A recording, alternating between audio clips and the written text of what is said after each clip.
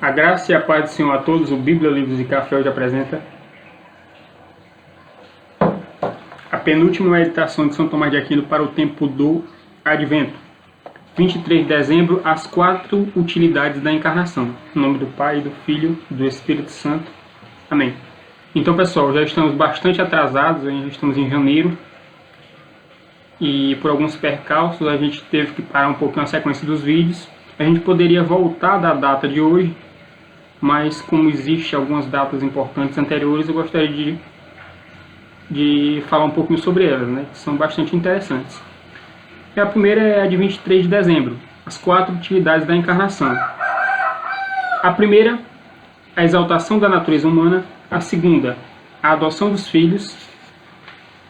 Terceira, refeição interior da alma.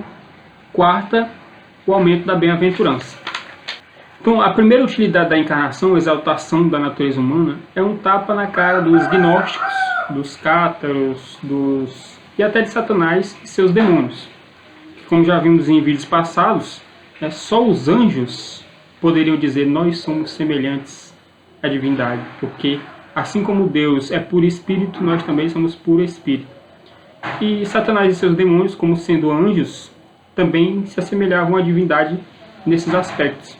Porém, quando a segunda pessoa da Trindade toma para si a natureza humana, no momento da concepção, os anjos não podem mais dizer apenas nós somos semelhantes a Deus.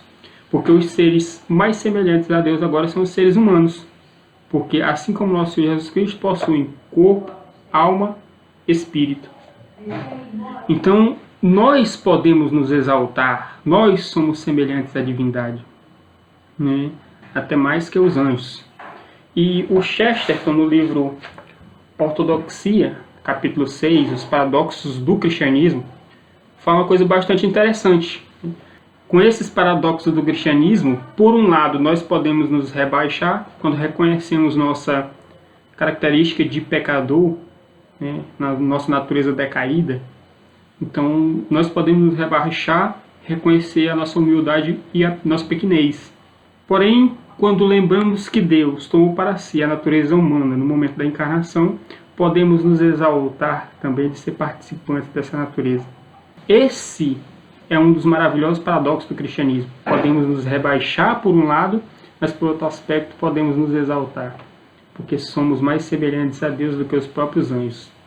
Então, São Tomás diz que até os anjos honram a igreja e os seus membros, que somos nós. E ele cita uma frase do Papa São Leão, que diz: reconhece, ó cristão, a tua dignidade, feito partícipe da natureza divina, não voltes à antiga vileza, com uma vida degenerada. Então, nós cristãos, né, que tivemos tão excelsa maravilha de sermos incorporados ao corpo de nosso Senhor Jesus Cristo, então a gente não deve jogar esse maravilhoso tesouro fora, nos desviando dos seus caminhos, né? Como a porca lavada que volta a se remexer na lama e o cachorro que volta e come o próprio vômito. Então, nós fomos exaltados, então aproveitemos esse maravilhoso tesouro. O segundo é a adoção de filhos. Então, com a encarnação de Deus, Ele nos deu o poder de sermos feitos seus filhos. Todos aqueles que creem no nosso Senhor Jesus Cristo, que veio em carne. Ele cita Santo Agostinho: o Filho de Deus se fez filho do homem para todos os homens se tornassem filhos de Deus. Então Cristo é filho de Deus pela sua própria natureza. Ele é a segunda pessoa da Trindade, ele é uma pessoa divina. Então, sendo filho de Deus por natureza. Nós somos filhos de Deus por adoção, porque nós não temos uma natureza divina, nós somos pessoas humanas. Cristo é pessoa divina, nós somos pessoas humanas. Mas nós fomos adotados, e com essa adoção, nós somos participantes da mesma herança de Cristo. Somos herdeiros de Deus e co-herdeiros com Cristo. E a nossa herança é o céu e a vida eterna, a grande felicidade da eternidade e ver Deus face a face. Não existe herança maior do que essa. que Deus dá aos seus filhos. Terceira utilidade da encarnação é a refeição interior da alma. Então, para que o homem comesse o pão dos anjos, se fez homem o Criador dos anjos. Então, Cristo veio nos dar essa maravilhosa refeição que é a sua própria presença física entre nós.